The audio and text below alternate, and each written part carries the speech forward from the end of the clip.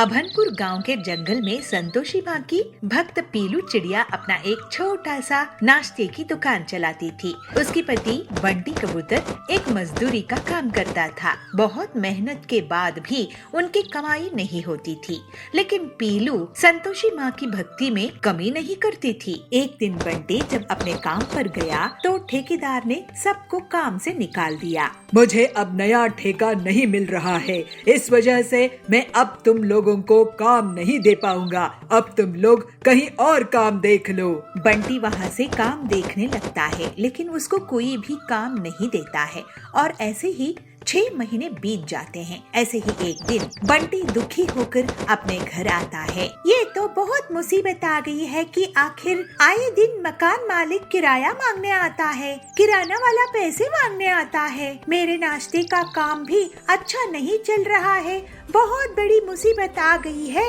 संतोषी माँ के लिए मुझे खीर पूरी और लाल साड़ी का भोग लगाना था, लेकिन पता नहीं कब मैं ऐसा कर पाऊंगी। हे संतोषी माँ, आप ही दया करो। पीलू संतोषी माँ का व्रत रखती है और उनसे कहती है, हे संतोषी माँ, मैं आपसे बस आपकी सेवा के लिए इतना मांग रही हूँ कि मैं आपको हलवा पूरी का भोग लगा सकूं और लाल साड़ी भेंट कर सकूं। मुझे पता है कि आप सब जानती है कि आपकी ये बेटी किस मुसीबत में है। उस रात पीलू को संतोषी माँ उसको नींद में दर्शन देती है। बेटी, तुमने बहुत कष्ट सही है, लेकिन मेरी भक्ति नहीं छोड़ी। मैं तेरे व्रत से बहुत खुश हूँ और अब डर मत, क्योंकि अब तेरे सारे दुख दूर होने वाले हैं। तुझे एक मदद मिलेगी। और फिर माँ अंतर ध्यान हो जाती है। अरे, मुझे संतोषी माँ ने खुद दर्शन दिए। जय संतोषी माँ, जय जय संतोषी माँ। उस दिन काम की तलाश में बंटी हरिया तोता के पास जाता है। हरिया काका, मुझे कुछ काम दे दो, मेरे घर की बहुत बुरी हालत है। क्या हुआ बंटी, तुम तो बहुत कमजोर लग रहे हो। बंटी उन्हें पूरी बात बताता है। हमारे लिए घर का खर्च भी निकालना मुश्किल हो रहा है। लेकिन बंटी, मैं तुम्हें क्या काम दे सकता हूँ? कोई भी काम दे दो काका, आजकल तो मशीन का जमाना है, हाथ से तो कोई काम ही नहीं होता है। पीलू बेटी को क्या क्या आता है ये बताओ मुझे। अचार पापड़ बना सकती है क्या? हाँ, पापड़ बना लेती है, लेकिन क्यों? मैं ऐसा कर सकता हूँ कि मैं पीलू बेटी के लिए पापड़ बनाने की ऑटोमेटिक मशीन बना कर दे सकता हूँ। इससे तुम्हारी परमानेंट आमदनी शुरू हो जाएगी। अगर आप ऐसा कर देंगे हरिया काका तो कमाल हो जाएगा। आपने तो हमारी मुसीबत ही हल कर दी। पीलू जरूर ये सुनकर खुश हो जाएगी। बंटी पीलू को एक खबर देता है। मुझे संतोषी माँ ने दर्शन देकर आशीर्वाद दी थी। उनका आशीर्वाद खाली नहीं गया। फिर थोड़े दिनों में हरिया ऑटोमेटिक पापड़ बनाने की मशीन तैयार कर देता है। पीलू संतोषी माता की आशीर्वाद लेती है और काम शुरू कर देती है और अपनी पापड़ की दुकान चला देती है। उसकी दुकान में सुंदरी सेठानी आती है। पीलू, तुम्हारी ये नायाब पापड़ मशीन तो मैंने कभी नहीं देखी। सब संतोषी माता की दया है सुंदरी जी। मेरे पास अलग अलग तरह के पापड़ है। ठीक है, मुझे 2 किलो मिक्स पापड़ पैक कर दो। और एक के बाद एक ग्राहक पीलू की दुकान में मशीन के पापड़ खरीदने के लिए आने लगते हैं। अब पीलू बहन, तुम्हारे पापड़ तो लाजवाब है। मेरी सहेली को भी बहुत पसंद आए। ऐसा करो, 5 किलो पापड़ दे दो। जय संतोषी माँ। बबली बहन, आप बहुत अच्छी है, ये लीजिए। और जल्दी ही पीलू को फायदा होना शुरू हो जाता है। बंटी भी उसका साथ देता था और बड़े बड़े ऑर्डर्स लेकर आता था। इस तरह से संतोषी माँ के आशीर्वाद से उनका जीवन सरल हो जाता है। संतोषी माँ, आज मैं आपके लिए हलवा पूरी और लाल साड़ी लाई हूँ और मैं गरीब महिलाओं को भी प्रसाद और साड़ी दूंगी। जय संतोषी माँ, जय जय संतोषी माँ। जय संतोषी माँ।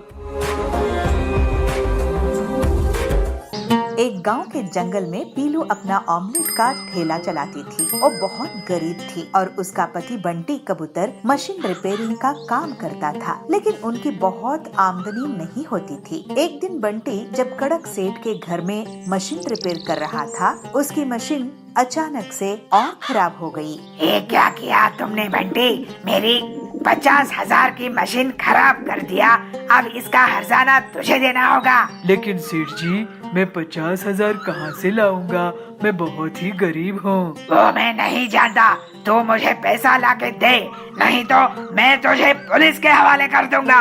ऐसे ही उदास मन से बंटी अपने घर आता है और पूरी बात पीलू से कहता है। तो पीलू कहती है, ये तो हमारे घर बहुत बड़ी मुसीबत आ गई है।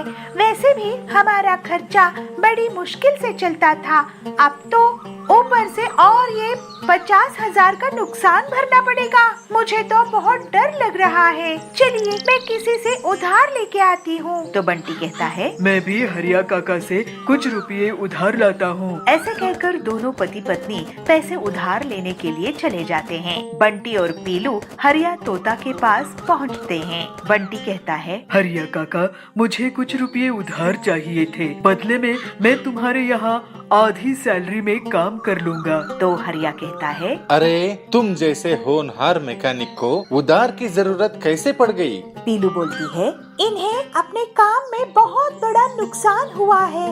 हरिया काका, अगर हमें पैसे वापस नहीं किए तो बहुत बड़ी मुसीबत आ जाएगी। अब आप ही कुछ कीजिए। बंटी बोलता है, हाँ हरिया काका, हमारी थोड़ी मदद कर दीजिए। बदले में मैं आपके यहाँ काम कर लूँगा। हरिया बोलता है, अरे तुम लोग घबराओ मत, काम दाम में तो नफा नुकसान होता रहता है। वैसे तुम्हारा ऑमलेट का काम कैसे चल रहा है पीलू? पीलू बोलती है, मैं अकेले ज्यादा ऑमलेट नहीं बना सकती हूँ, तो बहुत कम आमदनी होती है। तो बंटी तुम्हारे लिए ऑमलेट बनाने की मशीन बना देगा, जिससे तुम तेजी से ऑमलेट बना सकोगी और तुम्हारा बहुत मुनाफा भी होगा। अरे ये आइडिया मुझे क्यों नहीं आया? हरिया काका, आपने तो हमारी मुसीबत ही हल कर दी। अब मैं आपकी मदद से पीलू के लिए ऑमलेट मशीन बना दूंगा। फिर थोड़े ही दिनों बाद बंटी पीलू की ऑमलेट बनाने की मशीन तैयार कर देता है और वो लोग मिलजुल कर ऑमलेट बनाने लगते हैं। जल्दी ही एक दिन कड़क सेठ उनकी दुकान में आता है। अरे वाह बंटी, तुमने तो ये नायाब मशीन बनाई है। ऐसी मशीन तो मैंने पहले कभी नहीं देखी और इसका स्वाद भी बहुत टेस्टी है। तो बंटी कहता है, कड़क सेठ जी, आपकी तारीफ का शुक्रिया। ये लीजिए 20,000 रुपये, बाकी मैं जल्द ही आपको लौटा दूंगा। ऐसे ही दोनों पति पत्नी की दुकान के सामने बहुत से ग्राहकों की भीड़ बढ़ जाती है। अरे बंटी भैया, ये तो गजब की मशीन बनाई है आपने। मुझे इस मशीन के 3 ऑमलेट दे दो। तो दूसरा ग्राहक कहता है, हाँ हाँ, कड़क सेठ भी तारीफ करके गए हैं। इसमें जरूर कोई न कोई खास बात होगी। मुझे 5 ऑमलेट देना। उनकी दुकान चलती देखकर कालू कौवा बहुत जलने लगता है। पीलू की दुकान के सामने उसकी अंडा पाव की दुकान थी। वो पीलू और बंटी की दुकान की भीड़ देखकर सोचता है, इनकी दुकान तो अब जोर शोर से चलने लगी है। मुझे इसकी काट निकालनी पड़ेगी, नहीं तो ये लोग मेरी दुकान बंद करवा देंगे। ये मशीन मैं चोरी कर लूंगा, उसके बाद ये लोग कड़क सेठ का उधार भी नहीं चुका पाएंगे। फिर तो इन्हें जंगल ही छोड़कर जाना पड़ेगा। कालू उसी रात को पीलू और बंटी के घर जाता है और खिड़की से चुपचाप झांक कर देखता है। बंटी और पीलू आराम से सो रहे थे। कालू अंदर आता है और मशीन उठाकर ले जाने की कोशिश करता है, लेकिन तभी उसे जोर का करंट लगता है और वो चीख उठता है। पीलू चिल्लाती है, चोर चोर चोर। दोनों पति पत्नी कालू को झाड़ू से पीटने लगते हैं। पीटो इसे। अरे ये तो कालू है। कालू भाई, आप हमारे इस मशीन के साथ क्या कर रहे थे? तो कालू कहता है, अरे मुझे पहले इस करंट से तो बचाओ। बंटी मशीन का प्लग निकालता है और कालू को करंट लगना बंद हो जाता है। हाय, मैं तो जल गया। मैं तुम्हारी मशीन चोरी करने वाला था बंटी, क्योंकि तुम्हारे ऑटोमेटिक ऑमलेट मशीन से मुझे बहुत नुकसान हो रहा था। अब तो मैं काम करने लायक ही नहीं रहा। तो पीलू कहती है, आपकी हालात देखकर मुझे बहुत बुरा लग रहा है। आप हमारे यहाँ काम करो, लेकिन वादा करो कि अब से धोखाधड़ी नहीं करोगे। कालू बंटी की दया देखकर उसे वादा करता है कि वो अब से पूरी ईमानदारी से काम करेगा। उसके बाद से बंटी और पीलू की ऑमलेट बनाने की मशीन से बहुत अच्छी कमाई होती है और वो लोग कड़क सेठ का उधार भी चुका देते हैं और हंसी खुशी रहने लगते हैं।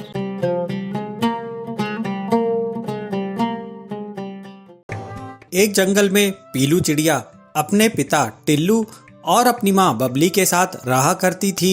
टिल्लू खेती करके अपने परिवार का भरण पोषण करता था।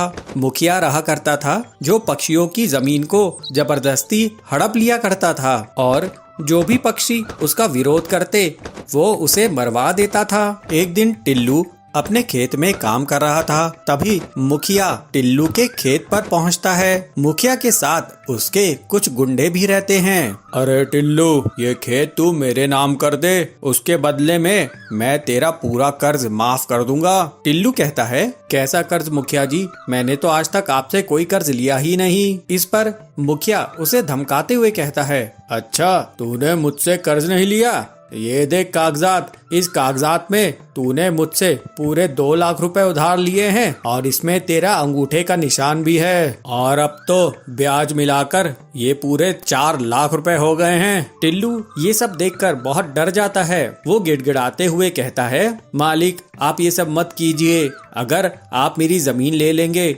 तो मेरा परिवार भूखा मर जाएगा। देख टिल्लू, मैं तुझे अभी बहुत अच्छे से समझा रहा हूँ, अगर तू मेरी बात नहीं माना तो फिर तू जानता है अंजाम क्या होगा। इन गुंडों को देख रहा है ना, ये तुझे ऊपर पहुंचा देंगे। इस तरह डराने धमकाने से टिल्लू मुखिया का सामना नहीं कर पाता है और वो डर के मारे उसको अपना खेत दे देता है। टिल्लू उदास मन से घर आता है। बबली उसे कहती है, क्या बात है जी, आज आपकी तबीयत ठीक नहीं लग रही है। अरे बबली, सब बर्बाद हो गया।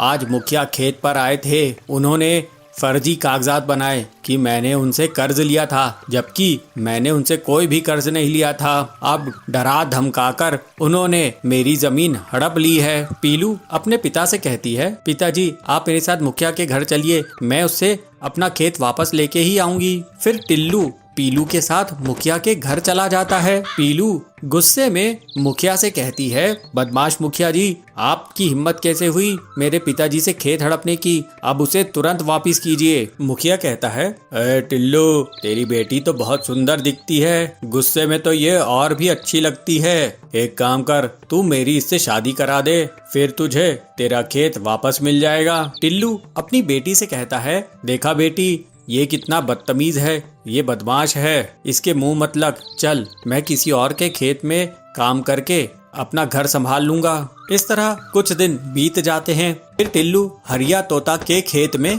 काम करने लगता है। एक दिन पीलू अपने पिता के लिए भोजन ले जा रही थी, तभी उसे किसी के करहाने की आवाज आती है। पीलू उस आवाज की तरफ जाती है तो झाड़ियों के बीच में उसे एक पक्षी दिखाई पड़ता है। वो बहुत घायल था और वो करहाते हुए पानी मांग रहा था। पीलू कहती है, ये लीजिए पानी पीजिए। पीलू चिड़िया तुरंत ही उस घायल पक्षी को पानी पिलाती है। फिर वो पक्षी पीलू से कहता है, बेटा तुम्हारा बहुत बहुत शुक्रिया, एक जंगली जानवर ने मुझ पर हमला कर दिया था, मैं बुरी कदर घायल हो गया था, यहीं पास में ही मेरा घर है, तू मुझे मेरे घर तक पहुंचा दे। फिर पीलू उस घायल पक्षी को उसके घर तक पहुंचा देती है। घर पहुंचने के बाद वो पक्षी पीलू को एक बड़ी सी पोटली लाकर देता है। बेटा तूने मेरी जान बचाई है, ये ले, इसमें तेरे लिए इनाम है। बेटी ये कोई साधारण इनाम नहीं है, ये तरबूज के जादुई बीज हैं इन्हें तू अपने आंगन में बिखेर देना, फिर देखना चमत्कार।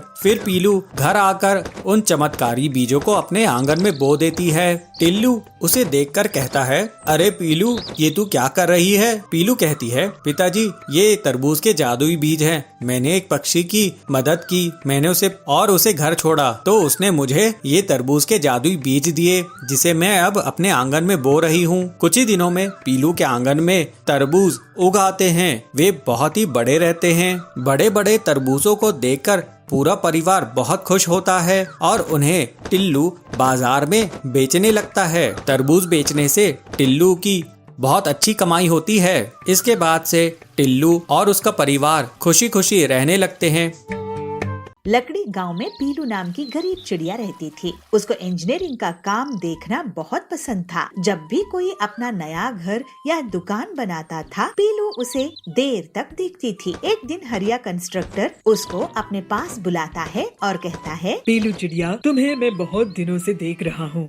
तुम हमेशा कंस्ट्रक्शन की जगह पहुँच जाती हो, क्यों? तुम्हें मजदूरी का काम चाहिए? हरिया काका, मैं गरीब हूँ, लेकिन मैं यहाँ मजदूरी के लिए नहीं आई हूँ। मुझे भी ऐसे ही घर बनाना है। अब मैं देख देख कर घर बनाना सीख गई हूँ। तुम गरीब लोग थोड़ी सी चीज क्या जान लेते हो, अपने आप को पता नहीं क्या समझने लगते हो। पता है ना, कंस्ट्रक्शन के सामान जैसे ईंट, सीमेंट, लोहे के रॉड्स कितने महंगे आते हैं। अब जाओ यहाँ से और आगे से कंस्ट्रक्शन साइट में दिखना नहीं। नाराज नहीं होइए हरिया काका, मैंने आपसे ही ये सब सीखी हूँ।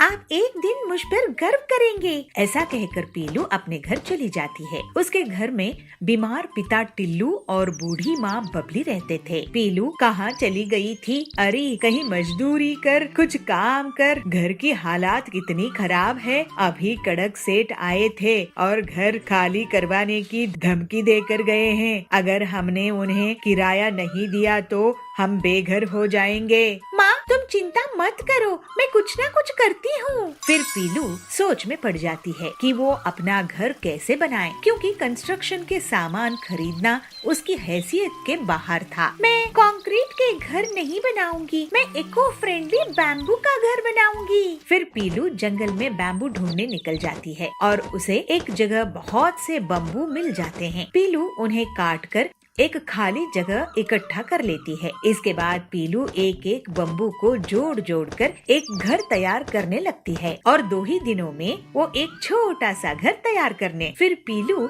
उस घर को हरिया काका को दिखाती है। हरिया काका, कैसा लगा आपको मेरा ये बम्बू का घर? पीलू, तुम तो बहुत ही तेज दिमाग की हो, लेकिन ये तुम घर बेचोगी किसको? काका, ये घर मैं अपने माता पिता के लिए बनाई हूँ। हमारे पास किराया देने के लिए पैसा नहीं है, हमें अपना किराए का घर खाली करना पड़ेगा। मैं तुम्हारा ये बम्बू का घर बिकवा दूंगा। तुम ऐसे ही और भी घर बनाओ, इससे तुम उधार खत्म कर सकोगी। नहीं तो एक घर बनाकर उसी में रहने से तुम्हें कुछ पैसे नहीं मिलेंगे। तुम्हारी जब कमाई ही नहीं होगी तो तुम आगे जीवन में क्या करोगी? हाँ काका, आप सही कह रहे हैं। आपकी मदद के लिए शुक्रिया। अब मैं और भी बम्बू के घर बनाऊंगी। फिर हरिया एक एक करके पीलू के बम्बू के घर बिकवा देता है, जिससे पीलू को बहुत पैसे मिल जाते हैं और वो कड़क सेठ का किराया खत्म कर देती है और अपने लिए एक सुंदर सा बड़ा सा बम्बू हाउस बना लेती है। अब हरिया और पीलू बम्बू के घर का बिजनेस करने लगते हैं। ऐसे पीलू अपनी मेहनत के दम पर अपने परिवार के साथ खुशी खुशी रहने लगती है। मूंगा गांव के जंगल में बबलू अपनी पत्नी पीलू के साथ रहता था। बबलू बहुत ही नेक दिल ईमानदार कबूतर था। बबलू एक बार बेकरी की दुकान खोलता है तो गांव के लोग उसे उधार में केक, ब्रेड वगैरह ले जाते थे और फिर उसको कभी भी पैसे वापस नहीं करते थे। इस वजह से उसे बेकरी बंद करनी पड़ गई। ऐसे ही एक दिन बबलू परेशान बैठा था, तब पीलू उसके पास आके बोलती है, क्या हुआ जी, आप परेशान क्यों हैं? तुम तो जानती ही हो ना पीलू कि मैं जो भी काम शुरू करता हूँ उसमें मेरा सिर्फ और सिर्फ नुकसान ही हो जाता है। मैं तो ये समझ ही नहीं पा रहा हूँ कि मेरा इतना नुकसान आखिर क्यों होता है। आपको नुकसान इसलिए होता है क्योंकि आप जरूरत से ज्यादा सीधे साधे हो। इन गांव वालों ने आपका बहुत फायदा उठाया है। आप उधार में चीजें देते गए, लेकिन ऐसा आगे से चलता रहा तो हमारे पास खाने के लिए भी पैसा नहीं बचेगा। तुम सही कह रही हो पीलू। मैं अब एक आखिरी बार कोई काम शुरू करके देखता हूँ। अगर अच्छे से चला तो ठीक है, नहीं तो शहर जाकर कोई नौकरी ढूंढ लूंगा। हम यही कुछ काम कर लेंगे, मगर आप उधार किसी को नहीं देना, ये सोचकर ही काम शुरू करो। ठीक है, एक आखिरी बार मैं कोशिश करता हूँ। कुछ दिनों बाद बबलू पीलू से कहता है, पीलू, मैं बाजार घूमकर देख रहा था कि कहाँ किसकी दुकान है, किसकी नहीं है। मैंने देखा कि हमारे गांव में सब्जी की दुकान तो है ही नहीं। गांव वाले पड़ोस के गांव से सब्जियां खरीद रहे थे, इसलिए मैं सोच रहा हूँ कि मैं सब्जी की दुकान लगाऊंगा। ये तो सच में बहुत अच्छी आइडिया है। अब मैं अपनी आखिरी जमा पूंजी लगा रहा हूँ, इसको मैं बर्बाद होने नहीं दूंगा। फिर जल्द ही बबलू अपनी सब्जी की दुकान खोल लेता है। बबलू के बहुत बार कहने के बाद भी बहुत से गांव वाले अभी भी उससे बिना पैसे दिए सब्जी ले जाया करते थे। एक दिन पीलू भी उसकी दुकान में इसीलिए बैठती है कि लोग बिना पैसे दिए सब्जी नहीं ले जा पाए। एक दिन डॉक्टर बबली उनकी दुकान में आती है। पीलू, बबलू, तुम्हारी दुकान में सलाद का वेजिटेबल्स है क्या? डॉक्टर मैडम, ये लीजिए सलाद के वेजिटेबल्स, ये बहुत ही स्वादिष्ट है, लेकिन थोड़े महंगे हैं। मैं इन वेजिटेबल्स की सलाद खाती हूँ। ये स्वादिष्ट तो होते ही है, लेकिन फायदेमंद भी बहुत होते हैं। और रही बात कीमत की, तो हेल्थ इज वेल्थ। अभी मौसम बदलने वाला है और ये आने वाली गर्मी के मौसम में गर्मी से बचाएगा। मुझे ये 5 किलो दे दो। डॉक्टर बबली की जाने के बाद पीलू बबलू से कहती है, सुनिए जी, डॉक्टर मैडम क्या कह रही थी? सुना ना आपने कि इस साल बहुत गर्मी होने वाली है और गर्मी से बचने के लिए वेज सलाद फायदेमंद होगा। हाँ, अगर ऐसा होगा तो वेज सलाद से लोगों को गर्मी में बहुत फायदा होगा। इसका मतलब हम खुद ही वेज सलाद बेच सकेंगे और पूरे गांव में हमारे अलावा कोई नहीं है। देखो, गांव वाले ऐसे ही इसे नहीं खरीदेंगे। हम क्यों ना एक प्लेट बनाकर उसको बेचें? कुछ ही दिनों में लोगों को गर्मी से परेशानी होना शुरू हो जाता है और डॉक्टर बबली सबको वेज सलाद खाने की सलाह देती है। इस तरह से बबलू और पीलू की दुकान में भीड़ इकट्ठा होने लगती है। सुनिए गांव वालों, भाई और बहनों, मैं आप लोगों को अब से उधार में कुछ नहीं दूंगा। आपको अपनी सेहत का ख्याल रखना है तो पैसा देकर वेजिटेबल सलाद खरीदो। बबलू की बात सुनकर लोग सोच में पड़ जाते हैं, लेकिन फिर गर्मी के बुरे प्रभाव से बचने के लिए वो पैसे देते हैं। इस तरह से लोगों की सेहत को भी नुकसान नहीं होता है और वो सब अब सबक ले लेते हैं कि कोई भी अच्छी चीज मुफ्त में नहीं मिलती है। फिर कुछ ही दिनों में बबलू और पीलू बहुत अमीर हो जाते हैं। इस तरह सभी खुशी खुशी रहने लगे। एक गांव के जंगल में पीलू अपना ऑमलेट का ठेला चलाती थी। वो बहुत गरीब थी और उसका पति बंटी कबूतर मशीन रिपेयरिंग का काम करता था, लेकिन उनकी बहुत आमदनी नहीं होती थी। एक दिन बंटी जब कड़क सेठ के घर में मशीन रिपेयर कर रहा था, उसकी मशीन अचानक से और खराब हो गई। ये क्या किया तुमने बंटी? मेरी 50,000 की मशीन खराब कर दिया। अब इसका हर्जाना तुझे देना होगा। लेकिन सेठ जी, मैं 50,000 कहाँ से लाऊंगा? मैं बहुत ही गरीब हूँ। वो मैं नहीं जानता, तू मुझे पैसा लाके दे, नहीं तो मैं तुझे पुलिस के हवाले कर दूंगा। ऐसे ही उदास मन से बंटी अपने घर आता है और पूरी बात पीलू से कहता है। तो पीलू कहती है, ये तो हमारे घर बहुत बड़ी मुसीबत आ गई है।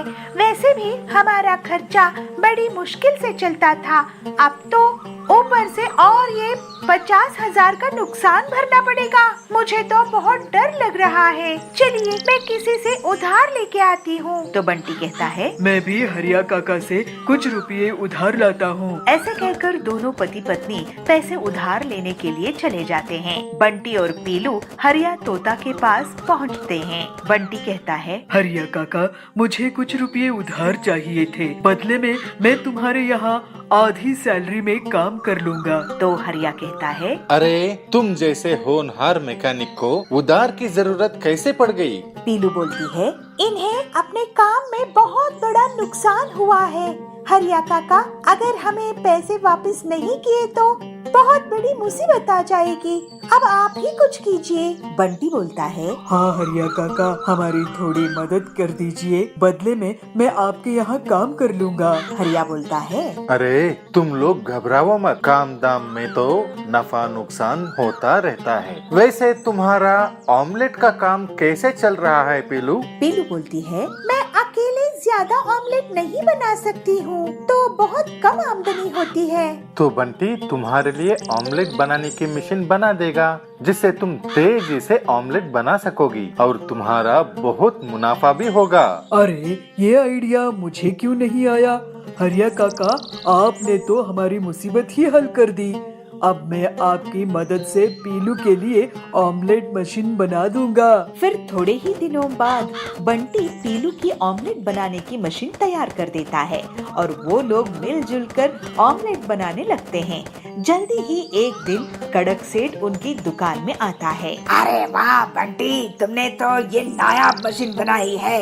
ऐसी मशीन तो मैंने पहले कभी नहीं देखी और इसका स्वाद भी बहुत टेस्टी है। तो बंटी कहता है, कड़क सेठ जी, आपकी तारीफ का शुक्रिया। ये लीजिए 20,000 रुपये, बाकी मैं जल्द ही आपको लौटा दूंगा। ऐसे ही दोनों पति पत्नी की दुकान के सामने बहुत से ग्राहकों की भीड़ बढ़ जाती है। अरे बंटी भैया, ये तो गजब की मशीन बनाई है आपने। मुझे इस मशीन के 3 ऑमलेट दे दो। तो दूसरा ग्राहक कहता है, हाँ हाँ, कड़क सेठ भी तारीफ करके गए हैं। इसमें जरूर कोई न कोई खास बात होगी। मुझे 5 ऑमलेट देना। उनकी दुकान चलती देखकर कालू कौवा बहुत जलने लगता है। पीलू की दुकान के सामने उसकी अंडा पाव की दुकान थी। वो पीलू और बंटी की दुकान की भीड़ देखकर सोचता है, इनकी दुकान तो अब जोर शोर से चलने लगी है। मुझे इसकी काट निकालनी पड़ेगी, नहीं तो ये लोग मेरी दुकान बंद करवा देंगे। ये मशीन मैं चोरी कर लूंगा। उसके बाद ये लोग कड़क सेठ का उधार भी नहीं चुका पाएंगे। फिर तो इन्हें जंगल ही छोड़कर जाना पड़ेगा। कालू उसी रात को पीलू और बंटी के घर जाता है और खिड़की से चुपचाप झांक कर देखता है।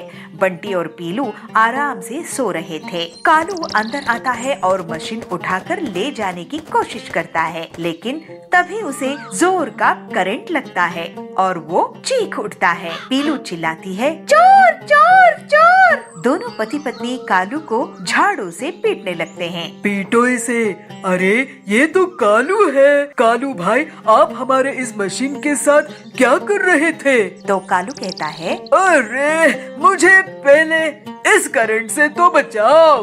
बंटी मशीन का प्लग निकालता है और कालू को करंट लगना बंद हो जाता है। हाय, मैं तो जल गया। मैं तुम्हारी मशीन चोरी करने वाला था बंटी, क्योंकि तुम्हारे ऑटोमेटिक ऑमलेट मशीन से मुझे बहुत नुकसान हो रहा था। अब तो मैं काम करने लायक ही नहीं रहा। तो पीलू कहती है, आपकी हालात देखकर मुझे बहुत बुरा लग रहा है। आप हमारे यहाँ काम करो, लेकिन वादा करो कि अब से धोखाधड़ी नहीं करोगे। कालू बंटी की दया देखकर उसे वादा करता है कि वो अब से पूरी ईमानदारी से काम करेगा। उसके बाद से बंटी और पीलू की ऑमलेट बनाने की मशीन से बहुत अच्छी कमाई होती है और वो लोग कड़क सेठ का उधार भी चुका देते हैं और हंसी खुशी रहने लगते हैं। पिंकी बंदरिया और कुन्नू सियार भाई बहन हैं। वो गांव में अपने मम्मी पापा और दादा दादी के साथ रहते हैं। एक दिन स्कूल में आते समय पिंकी बंदरिया की नजर कीचड़ में सने एक कुत्ते पर गई। वो बहुत छोटा था और रो रहा था। पिंकी को उस पर तरस आ गया, इसलिए वो उसके पास गई और अपनी बोतल का कच्चा पानी उसने उस पर डाला और उसे अपनी गोद में उठा लिया। पिंकी छोड़ इसे, देखिए कितना गंदा है और कितनी बदबू आ रही है इसमें से। छी, छोड़ इसको। नहीं कुन्नू, मैं इसको नहीं छोड़ सकती। पता नहीं इसके माँ बाप कहाँ हैं और देखो तो बेचारा रो रहा है। मैं इसको अपने साथ लेकर चल रही हूँ, ठीक है ना? पिंकी उस कुत्ते को अपने साथ ले आती है और उसको खाना खिलाती है और उसे अपने पास लेटाकर टीवी भी दिखाती है। कुन्नू ये देख बहुत गुस्सा हो जाता है। पिंकी उतार इसको, ये हम दोनों का बेड है ना, तूने इसको कैसे बिठाया? उतार इसको अभी, कितना गंदा है ये, नाली में रहता है, उतार इसको। कुन्नू ये छोटा सा ही तो है, जरा सी जगह ले लेगा तो क्या हो जाएगा? कुन्नू अब और गुस्सा हो जाता है और मन ही मन सोचता है, इस कुत्ते की वजह से मेरी बहन मुझे पराया कर रही है और मेरी चीजें भी छीन कर इसे दे रही है। इसका तो कुछ करना होगा, नहीं तो ये धीरे धीरे मुझसे सब कुछ छीन लेगा। पिंकी उस कुत्ते का नाम रॉकी रखती है। रॉकी के परिवार के बाकी लोग भी रॉकी से बहुत प्यार करने लगते हैं, पर कुन्नू अभी भी उसे घर से निकालने की तरकीबें सोचता रहता है। एक दिन वो रॉकी की पूंछ में पटाखे जलाने ही वाला था कि तभी वहाँ उसकी माँ चुनमुन नीलगाय आ गई। कुन्नू, ये तुम क्या कर रहे हो? उस बच्चे की पूंछ पर पटाखे क्यों जला रहे हो? कोई तुम्हारे साथ ऐसा करेगा तो कैसा लगेगा? छोड़ो उसको, लाओ मुझे दो। चुनमुन से डांट खाने के बाद भी कुन्नू नहीं सुधरता और फिर एक दिन रॉकी के खाने में मिर्ची डाल देता है। रॉकी वो दूध पीता उससे पहले ही उसके दादा टुन्नू शेर वहाँ पहुँच गए। कुन्नू, ये दूध लाल क्यों है? क्या मिलाया है इसमें? कुन्नू घबरा जाता है। सच सच बोलो कुन्नू। नहीं कुछ भी नहीं दादाजी, वो तो ऐसे ही हो गया। मैं जानता हूँ तुम रॉकी को जरा भी प्यार नहीं करते हो और उसे घर से निकालना चाहते हो, पर बेटे ये बेचारा भी बहुत छोटा है, तो जानता भी नहीं कि तुम इसके साथ क्या क्या कर रहे हो, इसलिए ये सब छोड़ो और उसके साथ प्यार से पेश आओ, ठीक है? दादा के समझाने पर भी कुन्नू नहीं समझता और फिर एक रात वो रॉकी को लेकर जंगल में चला जाता है और उसे कहीं दूर छोड़ाता है और घर आकर सो जाता है। अब उस रॉकी को मैं ऐसी जगह छोड़ कर आया हूँ जहाँ से वो चाह कर भी वापस नहीं आ सकता और मैं जीऊंगा चैन की जिंदगी। अंधेरी रात हो चुकी थी, घर में सब सो चुके थे कि तभी एक चोर उनके घर में घुस जाती है और एक एक करके घर का सारा कीमती सामान चुरा लेती है। पर जैसे ही वो घर के बाहर कदम रखती है वैसे ही रॉकी भौंकने लगता है और घर वाले सारे लोग जाग जाते हैं। तब तक रॉकी चोर को हिलने तक नहीं देता। अच्छा, तो ये चोर हमारे घर में चोरी करने आया था। शाबाश रॉकी, अगर आज तुम नहीं होते पता नहीं क्या हो जाता। टुन्नू लोमड़ी चोर को पकड़कर उसको पुलिस के हवाले कर देते हैं। पिंकी, दादाजी मुझे माफ कर दो। तू क्यों माफी मांग रहा है? तूने क्या किया? इसलिए क्योंकि मैं रॉकी को जंगल में छोड़ आया था, पर पता नहीं ये वापस कैसे आया। यही तो खासियत है मेरे दोस्त की। रॉकी, मुझे माफ कर दे प्लीज। सॉरी यार, अब हम दोस्त बन सकते हैं, तू दोस्ती करेगा मेरे से? रॉकी अपना एक पैर आगे बढ़ाता है और अब दोनों के बीच दोस्ती हो जाती है। रॉकी कुन्नू का भी दोस्त बन जाता है और फिर सब खुशी खुशी रहते हैं। और पुलिस की बाइक को ही चुरा कर भाग जाता है। ये सब बबलू अपनी बर्तन बाइक से देख रहा था। फिर वो तुरंत ही कालू कौवे का अपनी बर्तन बाइक से पीछा करने लगता है और उसे जोर से एक लात लगाता है। कालू की बाइक डगमगा जाती है और कालू जोर से गिर जाता है।